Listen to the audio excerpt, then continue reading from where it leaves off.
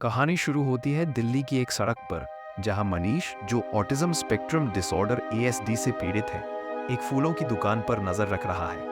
वह अपने आसपास की घटनाओं, जैसे लोगों की आवाजाही और समय की जटिल गणनाएं करता है। तभी मनीष एक यात्री बस, एक गड्ढा, एक सड़क कलाकार और तेज साइकिल सवार को नोटिस करता है। डाक पेटी के ऊपर जानबूझकर एक बॉल पॉइंट पेन रख देता है। जल्द ही उसका योजनाबद्ध घटनाक्रम शुरू होता है। एक टैक्सी गड्ढे से गुजरती है, पानी उछलकर पेन को नीचे गिरा देता है। सड़क कलाकार पेन उठाने जाता है, तभी साइकिल सवार उससे टकराकर उसे फल स्टैंड पर गिरा देता है। इससे सड़क पर अफरा तफरी मच जाती है और बस ड्राइवर का ध्यान भटक जाता है। वह ट्रैफिक लाइट का लाल सिग्नल नहीं देखता और सड़क पार कर रही एक महिला को टक्कर मार देता है। महिला, जिसका नाम ज्योति है, मौके पर मर जाती है। मनीष यह सब देखकर चुपके से वहां से चला जाता है।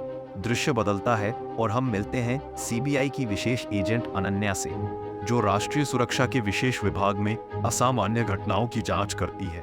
अनन्या सिर की चोट से उबरकर काम पर लौट रही है। सीबीआई मुख्यालय में उसका स्वागत सुपरवाइजर चरण करता है। उसी समय एजेंसी के प्रमुख विक्रम और लैब असिस्टेंट प्रदीप अनन्या की वापसी पर बात कर रहे हैं। प्रदीप बताता है कि ये अनन्या असली नहीं, बल्कि एक हमशक्ल है, जिसे नकली अनन्या के नाम से जाना जाता है। वह चिंता जताता है कि क्या वे एक जालसाज को टीम में रख सकते हैं। विक्रम बताता है कि नकली अनन्या को इसलिए लाया गया क्योंकि वह अलग अलग यूनिवर्स के बीच बिना नुकसान के यात्रा कर सकती है। वह इसका रहस्य जानना चाहता है। अगर वह अपनी नई पहचान में ढल नहीं पाई तो उसकी जरूरत खत्म हो जाएगी। चरण अपनी टीम को बताता है कि यह हफ्ते में दूसरी बस दुर्घटना है और दोनों बार पीड़ित की मौत हुई है। वह टीम को घटनास्थल की जांच करने को कहता है। सीबीआई टीम, जिसमें अनन्या, चरण और जले हुए चेहरे वाला एजेंट लखन शामिल है, घटनास्थल पर पहुंचती है। जांच में पता चलता है कि मृत महिला का नाम ज्योति था। अनन्या बस ड्राइवर से पूछताछ करती है, जो सदमे में है और कहता है कि उसने पहले कभी किसी को नहीं मारा। लखन को वही बॉल पॉइंट पेन मिलता है और गवाह बताते हैं कि पेन ने सड़क कलाकार को विचलित किया, जिससे हादसा हुआ। लखन अनुमान लगाता है कि पेन ने घटनाओं की श्रृंखला शुरू की। अगले दिन मुख्यालय में लखन और चरण दोनों दुर्घटनाओं की तस्वीरों में वही पेन देखते हैं। वे गणितज्ञ अनिता से सलाह लेते हैं, जो कहती है कि कोई इंसान इतनी सटीकता से ऐसी घटनाओं को नियंत्रित नहीं कर सकता। तभी एक और बस दुर्घटना की खबर आती है। इस बार पीड़ित जिंदा है। अनन्या घटनास्थल पर वही पेन देखती है और एक ओवरहेड ब्रिज पर मनीष को नोटिस करती है।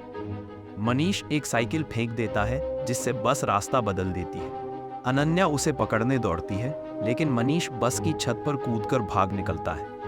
बाद में मनीष अपनी बहन मधु के पास लौटता है, जो उसकी चिंता करती है। मधु उसे माँ का एक पुराना प्लास्टिक घोड़ा खिलौना दिखाती है, लेकिन मनीष इसे नजरअंदाज कर देता है। अनन्या को पता चलता है कि तीनों पीड़ितों का एक मेडिकल सेंटर से कनेक्शन है। वे और चरण वहां पहुंचते हैं, जहां डॉक्टर लाल बताते हैं कि मनीष उनका मरीज था। एक ड्रग ट्रायल ने उसका आईक्यू इतना बढ़ा कि वह अब हर घटना को गणना से नियंत्रित कर सकता है। वह उन लोगों को मार रहा है जो उसे रोकने की कोशिश करते हैं। मधु अनन्या के साथ अपनी मृत बहन की बात साझा करने के बाद मनीष का ठिकाना बता देती है। अनन्या और चरण होटल पहुंचते हैं।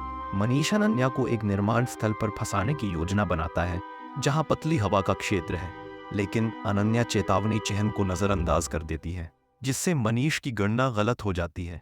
वह सीमेंट की ईंटों से बच जाती है। चरण उसे ऑक्सीजन मास्क देकर बचा लेता है और अनन्या मनीष को पकड़ लेती है। अस्पताल में डॉक्टर बताते हैं कि मनीष का दिमाग इतना उन्नत हो गया है कि अब वह केवल सुपर कंप्यूटर से बात करता है। बाद में अनन्या को एक दृष्टि दिखती है, जिसमें उसका प्रेमी प्रिय कहता है कि वह इस दुनिया की नहीं है। वह उसे अपनी यादें याद करने को कहकर गायब हो जाता है।